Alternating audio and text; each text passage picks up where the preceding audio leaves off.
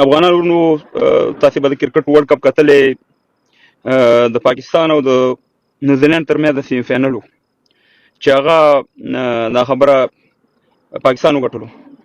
هغه یو متل دی وایي چې خدای نه کړي نو پیر بابا به څه وکړي.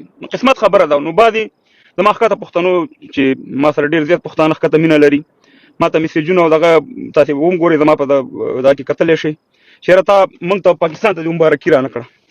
ورور زه تا ته نن دغه د مرګ معلومات نه کېږي. زه تا ته د زړه خبرې کوم. زه منافق نه یم. څه چې وایم د زړه نه درته خبرې کوم. زه هغه سړی یم زه چې کله د 1992 ورلډ کپ په اسټرالیا کې ما ته یاد شي د روژې میاشت وه. یقین وکړئ چې پاکستان په همدغه شان حالاتو کې و چې میچونه بیلل سبب باران وشو څه دغه شو خو په ټکه ټوکه که پاکستان فاینل ته راورسېدو. او زما ملګري دي په کوواټ روډ باندې زما د کرکټ ټیم کپتان و امین ژوندی دی انجینر صاحب امین کېدای شي زما ویډیو وګوري نور زما پردي ملګري. موږ یقین وکړه ټوله شپه ناستو د پاکستان میچ هم کتو د پاکستان میچ هم سپورټ کوو پاکستان هم سپورټ کوو چې دا زموږ یو مسلمان هیواد دی دا د ورلډ کپ وګټي. موږ دپاره د اعزاز خبره د 1992 خبره ته کوم نه تقریبا د نن نه 22 او 30 کاله مخکې خبره د عمران خان صاحب کپتانو او وسیم اکرم او کارنس د انجرم شو. خو زه پوښتنه کوم پښتنو ورونو د مبارکۍ نه مبارکۍ وانه زه نه کوم غټېږم او نه پکې ورکوټی کېږم. نن زما په دې پیج کې تاسو وګورئ ویډیو شته دی ویډیو شته چې زموږ خویندې میندې چې زموږ ستاسې ټول یو عزت دی لر او بر پښتانه افغانان ټول یو خلک دي. په سپین بولدک یا په تورخم کې ورسره دا پنجابي ریاست څه کوي دا پاکستاني ریاست. زما خویندې میندې نه ګوره رالي ویډیوګانې ته کوي ګورئ توهین ورته کوي د هغې په وجود باندې لاسونه وایي. بیا راځي واړه واړه ماشومان زنانه سپین سرې سپین ګیري ځوانان دا ګوره په پړو باندې تړي بندیانه هر رقم توهین ورته کوي. نو تاسې ما ته وایئ که زما په دې تاسې هستئ تاسې به چاته داسې مبارکي ورکړئ چې ستاسې د ملک زنانو سره داسې کار وکړي ستاسې خویندو میندو سره داسې کار وکړي. تاسې زما ورونه هستئ.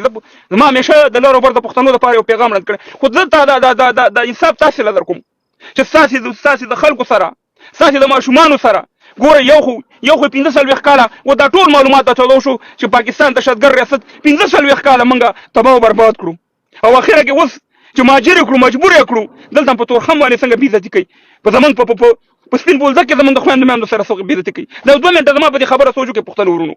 زه بیا تاسو ته مبارکي در کوم پښتنو تاسې ته پاکستان ته مبارکي نه ورکوم ځکه پاکستان ته مبارکي نه ورکوم چې پاکستان ما ډېر کړولی زه ډېر جړولی. موږ هغه خلکو ورونو چې د انډیا او د پاکستان به مې شو موږ به ستاسې طرف ته ولاړو. نن ولې دا څه چلو شو چې موږ د نیوزیلینډ ټیم هم سپورټ کوو موږ د زیمبابوې ټیم هم سپورټ کوو موږ د انډیا ټیم هم سپورټ کوو د پاکستان په مقابل کې چې هر یو ټیم ودرېږي موږ یې سپورټ کوو.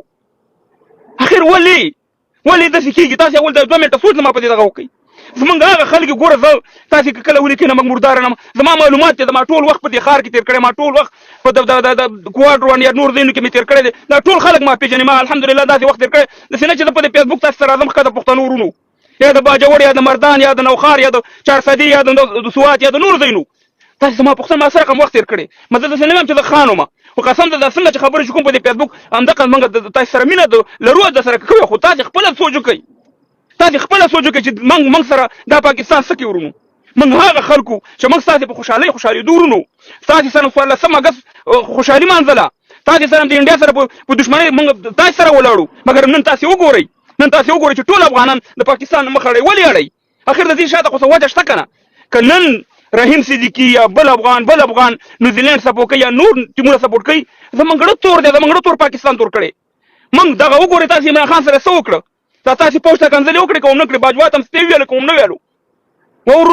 ورونو زموږ ګورئ زموږ دا خبرو باندې ځان پوه کړئ تاسې زموږ ورونه هستئ موږ هېڅکله نفرت نه خوړو موږ ستاسې په خوشحالۍ ځکه موږ تاسې یو خلک. ما په خپله په خدای راستي ده چې په دغه اوس زما زه بیا کېدای شي ویډیو شیر کړم د پاکستان پنجابی دی و یا دې الله تعالی په پاکستان وګټي یا دې په انډیا وګټي یعنې یو پنجابی بل پنجابي له څنګه ښه پیغام وړاندې کوي او زما پښتون یو پښتون بل پښتون له کنځلې کوي د مور خور ورته یادوي ماشومان ورته یادوي. آیا دا کوم انسانیت دی یا دا کوم دغه دی؟ ولې ورونو باید موږ پوه شو د یو په بل په درد باندې پوه شو. د کرکټ میچ دا معمولي خبره ده کرکټ یا ګټلی یا بیللی دا به وخت وښیي.